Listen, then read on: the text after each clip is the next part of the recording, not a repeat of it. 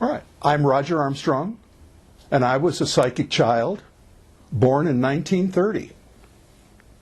And these are my stories about how I grew up with psychic abilities, learned to control them, learning to fit into society with them. My grandpa was marvelous and gave me lots of rules so that when I went home, then I wouldn't have the problems of people being upset because I was weird. Now, I had a group of friends that I played with, and I never had to go home when I hurt myself or cut myself because I could always stop the bleeding and heal the wound. And so I wanted them to have, they wanted to have these abilities too. Though we called them powers in those days. So this is what I did. I would hypnotize one of them by looking at a candle. And once they were hypnotized, I'd blow the candle out and I would light it again. And when I lit the candle, I would say, "Oh, I'm sorry.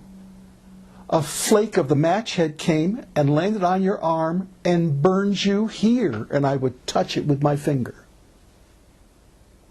And I would cover the spot with my hand. And when I pulled my hand away, a blister would have formed. And all the kids would go, "Ooh." And I'd raise my hand and I would say, and I would cover the blister with my hand again, and I would say, "Now, I'm sorry, I fooled you. It wasn't a piece of the match that touched your arm, it was just my finger. So you aren't burned at all." And I would take my hand away, and the blister would be gone. So I would say to them, "You have the power. You have the ability within your body to control your body. So when you cut yourself, you can stop bleeding. Just tell it to stop bleeding. If you want to heal yourself, cover it with your hand and tell you that it didn't happen. And when you take your hand away, the cut will be healed." The same with pain. You can say, "There is no pain. The pain did not happen." And the pain will go away. Now, I didn't understand the implications and the empowerment that permission, that little state of permission gave them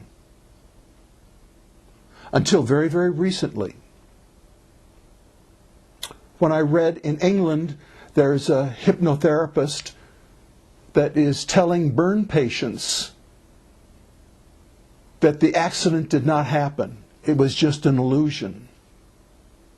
And their burns were not real burns at all.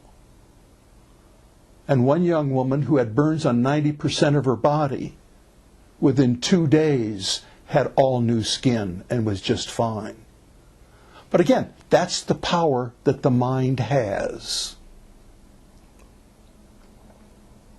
Now, I can't go around, or I didn't want to go around and healing everybody in the world. You know, that doesn't work. So you just did that thing with very, very close friends. And they had to agree to it. But when a new kid came into our group, everyone would say, "Do the blister thing, do the blister thing." And we would also then train them to control their cuts, their bleeding, and their pain. Now, I was a very active child. I was what you'd call a wanderer. And I wandered because I had my Astrol friends with me when I went out. My guardians, I called them. Now, my guardians were the ones that helped train me to do the physical psychic abilities. And they liked me to draw a lot. They really encourage drawing, because a lot of the psychic power is generated through visions, through pictures in your head of something happening. And if you focus hard enough, then it becomes a reality,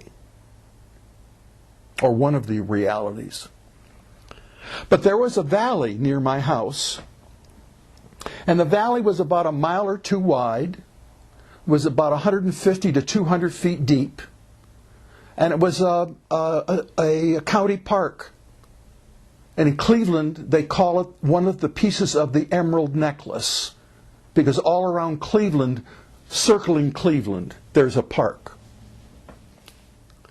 Now, it was really quite wild. And there were coyotes there. There were deer. A lot of wild animals, raccoons. So I would go there, because it's only 2 blocks from my house. And I would walk down the 150-foot cliff on a very, very narrow animal trail. I think it was a coyote trail, probably. And I would go down there and feel the trees and practice my lifting, touch minds with the fish in the river, talk with the water. You know, water is very intelligent. And practice all my psychic abilities there. Now, later on, I found that I needed glasses. And until the 3rd grade, everyone thought that I was retarded because I couldn't read. And I was terrible at arithmetic. But when I got my glasses, I read everything in sight. Now you can imagine, here I am, a psychic child, and yet my whole world was blurry. And now I can see things in sharp detail. So my drawings changed. Instead of drawing broad pictures and vistas that were just suggestive of what's there, now I'm doing little tight detail pieces. I read all the books in the children's section in like 3 weeks. And then I started the adult section.